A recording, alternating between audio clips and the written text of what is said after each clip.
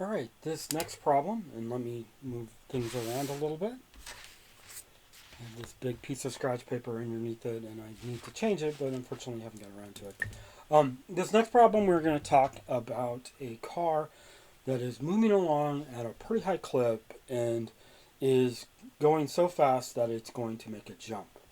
Okay, so what we're going to try to do in this problem is try to figure out what that velocity is needed in order for it to make a jump. Now, it may not seem like it, but this is a uniform circular motion problem because we're going to first treat this hill that this car jumped as a perfect circle.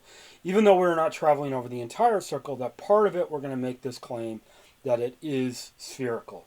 Um, we could, in fact, do this slightly differently, but I measuring the radius of curvature at the point in which it jumps, but I'm not going to do that. I'm going to make this problem as simple as possible, simply because this is not for an advanced physics class, but simply for like AP physics.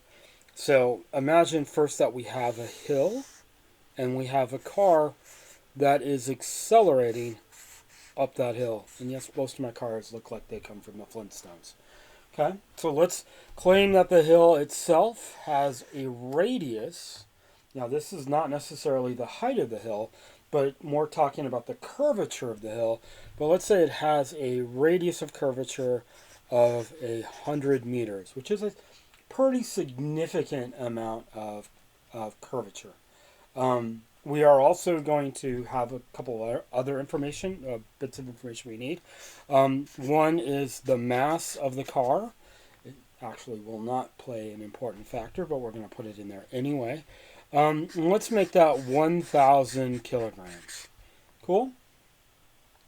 Now, other things like maybe the coefficients of friction won't be important. Yeah, like I said, even the mass really isn't going to be important, but I do find that people feel comfortable when they have that little piece of data for them.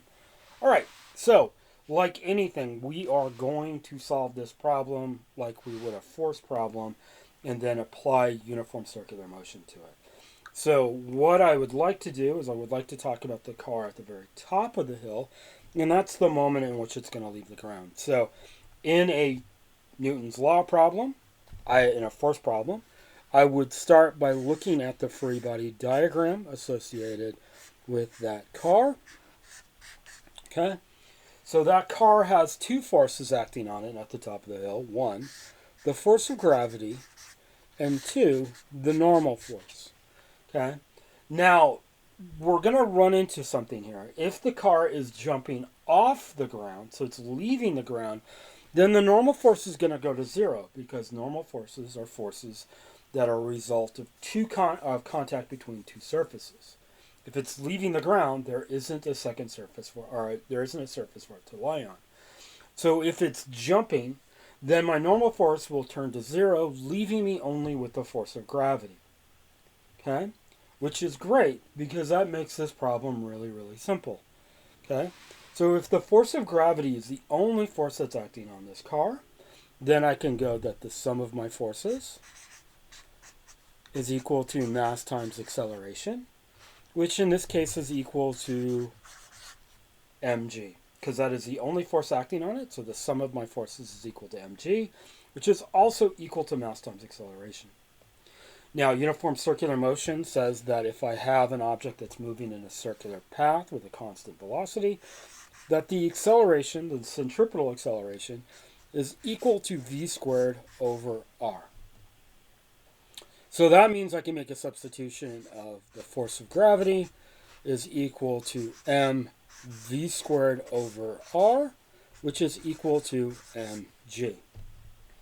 Now, if you can see it, look at that. There's an mg on my table right where there's an mg on my paper. If you can see it, the mass doesn't matter. So whether this car is a semi-truck or a Geo Metro, it really doesn't matter. And the truth is, it does matter getting it up to speed, but not necessarily does it matter when it gets over the hill. Okay, so it does require more work to get a larger vehicle up to speed. But once it's traveling at that speed, that mass will not make a difference. Okay, so now we're going to move on to the next part of that. And this is actually the simple part. So the masses cancel, and I'm left with v squared over r is equal to g. And that leaves me with this is equal to g times r. And if you remember way back, we said that the radius is going to be 100 meters. So I'm left with v squared is equal to, we're going to say the acceleration due to gravity is 10, even though we know it's 9.8, times the radius, which is 100. So I'm left with v squared is equal to 1,000, which is not a trivial square root, unfortunately. I guess I should have made the hill 10, which would have made my velocity equal to 10. At that point, all I need to do is basically take the square root of 1,000, and that will give me the velocity that's needed in order for this car to jump on this hill, or jump off this hill. Okay? Thank you.